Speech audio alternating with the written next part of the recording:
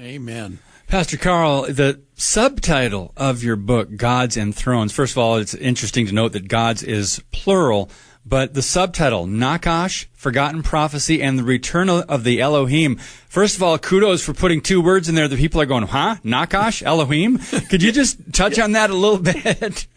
Yeah, I can. Let me address the title quickly first. Yeah, the gods is plural, but that, and I have several chapters on the understanding of it in my book, so I'm not going to go into all that. I'm going to give the 30-second answer to that and then move right to the subtitle. But the plural gods, all that means, it comes from the Hebrew word Elohim. That's the first word whereby God calls himself in the Bible. In the beginning, Elohim created the heavens and the earth. Interesting, it doesn't say in the beginning Yahweh created or in the beginning Adonai created. It says in the beginning Elohim. Now, but that plural word is like our word deer or buffalo. See, it's in other words, there is, if I say look at the deer, did I see one deer or a herd of deer? If I say look at the buffalo, did I see one buffalo or a herd of buffaloes? Well, it depends on the qualifying words. Look at that buffalo, look at that deer, look at those deer, look at those buffalo. Okay, so Elohim is the same kind of word. It's in Hebrew. But we discover as we move through Genesis that it's always used in the singular form for God himself. But God himself, and unless you have the Hebrew translation or read Hebrew or understand Hebrew, you don't see this. This is why you need books like mine and or people need to understand these things. But throughout the Bible, God calls the angelic realm. He calls them also Elohim.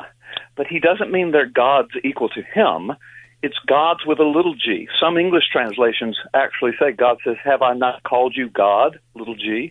Have I not called you gods? Gods, little g.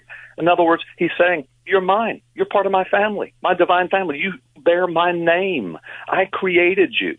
So that's what it means. And so when it says gods and thrones, of course, you discover as you get into the book, I'm talking about the fallen Elohim, the fallen angelic realm that are manipulating the thrones of the earth right now because Satan knows his time is short. Does all of that make sense?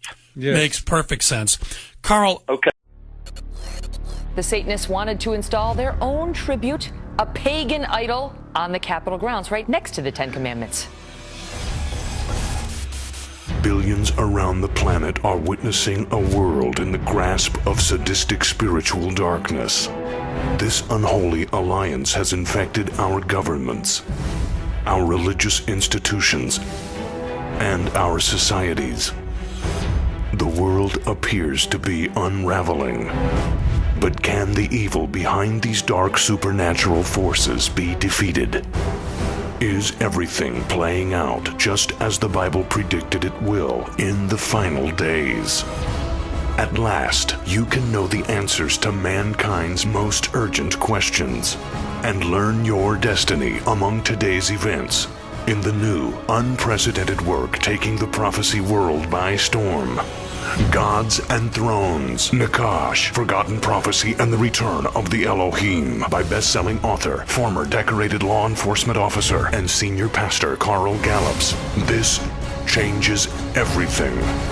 Available now wherever fine books are sold.